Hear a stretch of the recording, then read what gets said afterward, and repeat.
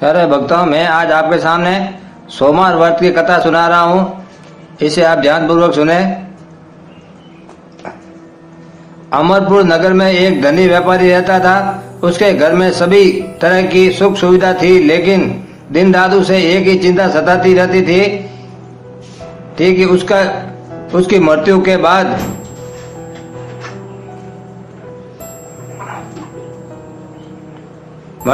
इतने बड़े व्यापार और धन संपत्ति को कौन संभालेगा। और उस व्यापारी के कोई पुत्र नहीं था। पुत्र पाने की इच्छा से वो व्यापारी प्रति सोमवार भगवान शिव का व्रत पूजन किया करता था। उस व्यापारी की भक्ति भावना को देख एक दिन पार्वती जी ने शंकर भगवान से कहा, हे प्राणनाथ, ये व्यापारी आपका सच्चा भक्त है। कितने दिनों से ये सोमवार का व्रत और पूजन नियमित कर रहा है। आप इस व्यापारी की मनोकामना अवश्य पूर्ण करें। पार्वती जी की बात सुनकर भगवान शिव ने कहा, तुम्हारे आग्रह करने पर मैं व्यापारी को पुत्र प्राप्ति का वरदान देता हूँ, लेकिन इसका पुत्र 12 वर्ष से अधिक जीवित नहीं रहेगा। भगवान शिव ने स्वप्न में उस व्यापारी को दर्शन देकर उसे पुत्र प्राप्ति का वरदान दिया और उसके पुत्र के 12 वर्ष तक जीवित रहने की बात भी बताई। भगवान के वरदान से व्यापारी को खुशी भी हुई, लेकिन पुत्र की अल्प आयु की चिंता ने उस खुशी को नष्ट कर दिया और व्यापारी पहले की तरह सोमवार का विधि व्रत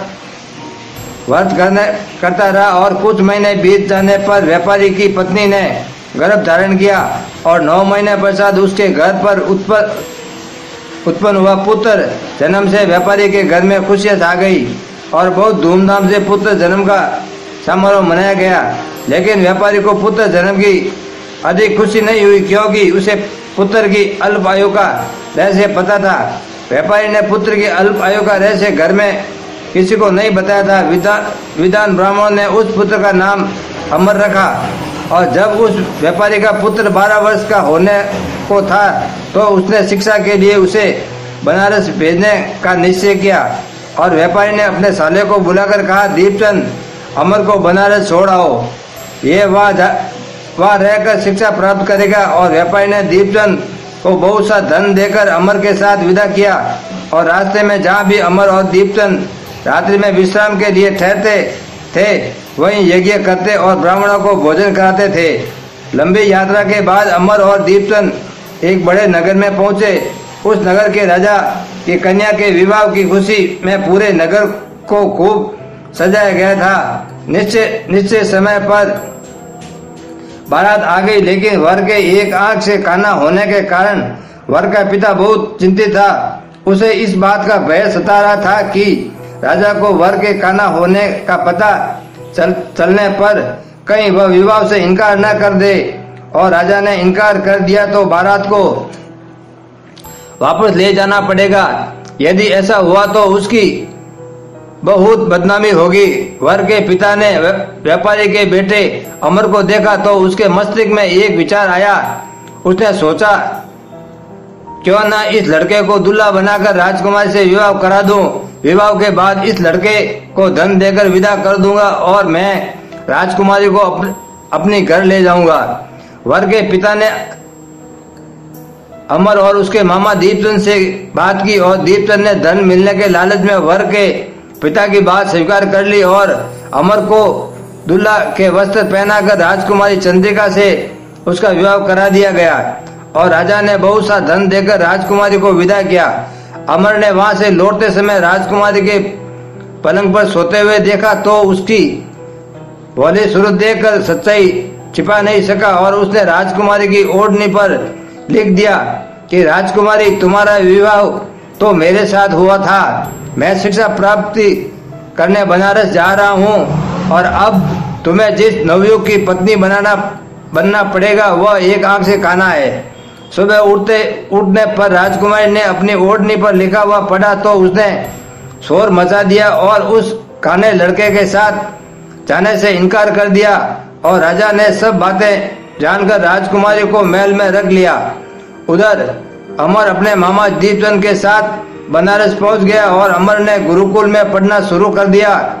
जब अमर की आयु 12 वर्ष पूरी हुई तो उसने एक यज्ञ किया और यज्ञ की समाप्ति पर ब्राह्मणों को भोजन कराया और खूब अन्न वस्त्र दान किया। और तभी अमर ने कहा, मामा जी मेरी तबीयत कुछ ठीक नहीं है, मैं जरा सोना चाहता हूँ। कहकर अमर अपने शयन कक्ष में जाकर बिस्तर पर सो गया और शिव के वरदान के अनुसार सोते सोते अमर के प्राण पखेरु उड़ गए। और सूर्योदय होने पर अमर को मृत देखकर मामा रोने पीटने लगा और आसपास के लोग भी एकत्रित होकर दुख प्रकट करने लगे।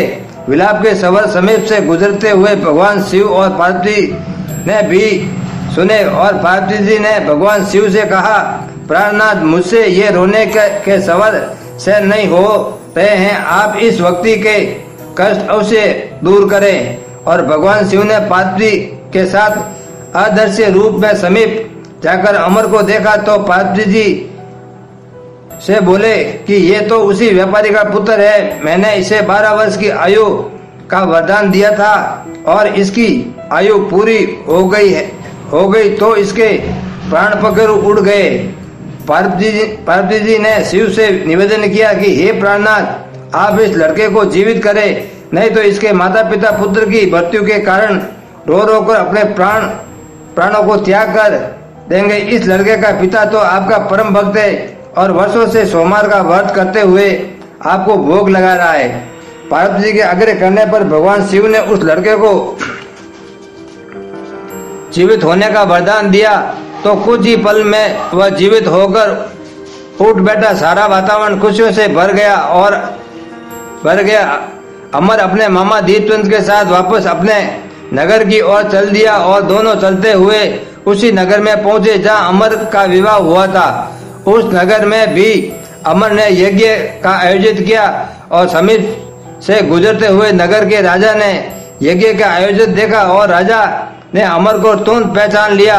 यज्ञ समाप्त होने पर राजा अमर और उसके मामा को महल में ले गया और कुछ दिन उन्हें महल में रखकर बहुत सा धन वस्त्र आदि देकर राजकुमारी के साथ विदा किया। और रास्ते में सुरक्षा के लिए राजा ने बहुत से सैनिकों को भी साथ भेजा और इधर व्यापारी ने अपनी पत्नी के साथ अपने को एक कमरे में बंद कर रखा था।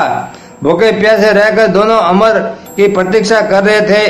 उन्होंने प्रतिज्ञा कर रखी थी कि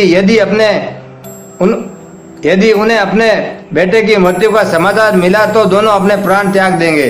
दीपचंद ने नगर में पहुंचते ही एक दूत को घर भेजकर अपने आगमन की सूचना भेजी और अपने बेटे अमर को जीवित वापस लौटने की सूचना से व्यापारी बहुत प्रसन्न हुआ।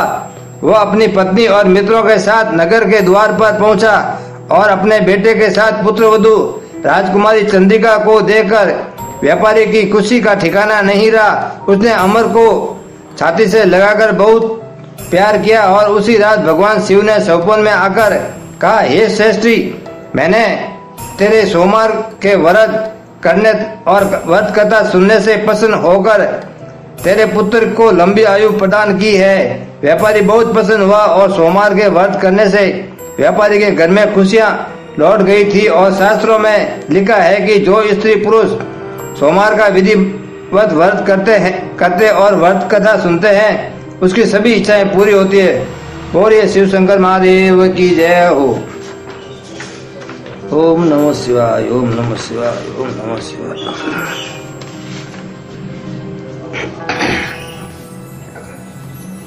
जय शिव ओंकारा स्वामी, जय शिव ओंकारा।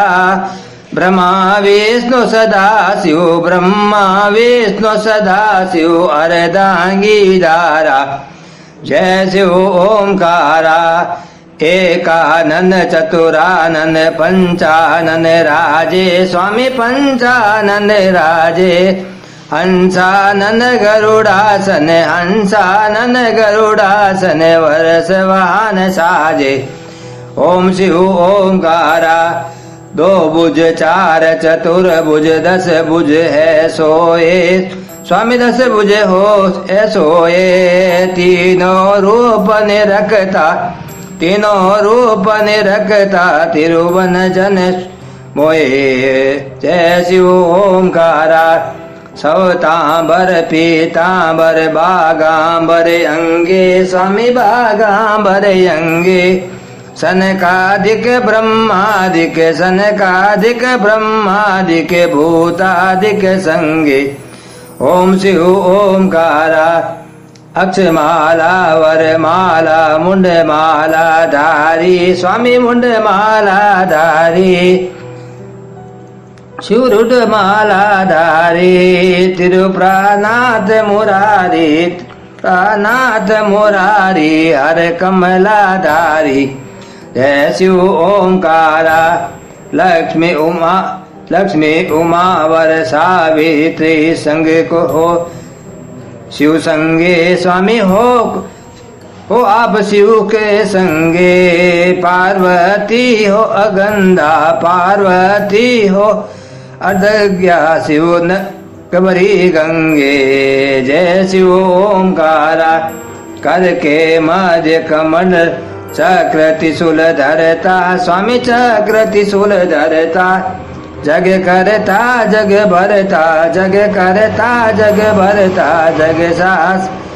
जग सास करता जय शिव ओंकारा काशी में विश्वनाथ विराजे नंदी ब्रह्मचारी स्वामी नंदी ब्रह्मचारी नित उड भोग लगावत भोग लगावत सेवे सबकारी जय शिव ओंकारा दर्शन पावत बोले शिव को ध्यान लगा इदकारी स्वामी ध्यान करे इदकारी शिव शोभा अति भारी शिव शोभा अति भारी भोला गावे नर नारी जय शिव ओंकारा ब्रह्मा विष्णु सदा शिव जानत अविवेका स्वामी जानत अविवेका पणवासर के मदे पणवासर के मदे ये तीनों एका जय शिव ओंकारा तेरे गुण स्वामी की आरती जो कोई नर गावे स्वामी जो कोई नर गावे कहते शिवानंद स्वामी कहते भोलानंद स्वामी ईचा पल पावे जय शिव ओंकारा ओम जय शिव ओंकारा स्वामी जय शिव ओंकारा शिव रटत है प्यारा शिव रटे पार्वती का प्यारा शिव गंगे धारा ओम जय शिव ओंकारा जटा बाला शिव बाल चंद्र वाला स्वामी तीन नेत्र वाला ब्रह्मा विष्णु सदा शिव ब्रह्मा विष्णु सदा शिव ईश्वर ओंकारा जय शिव ओंकारा। बोलिए शिव शंकर महादेव की जय, पार्वती मैया की जय, गजानन महाराज की जय। ओम कार्तिकाय नमः। ओम जय शिव शंकर महादेव की जय हो।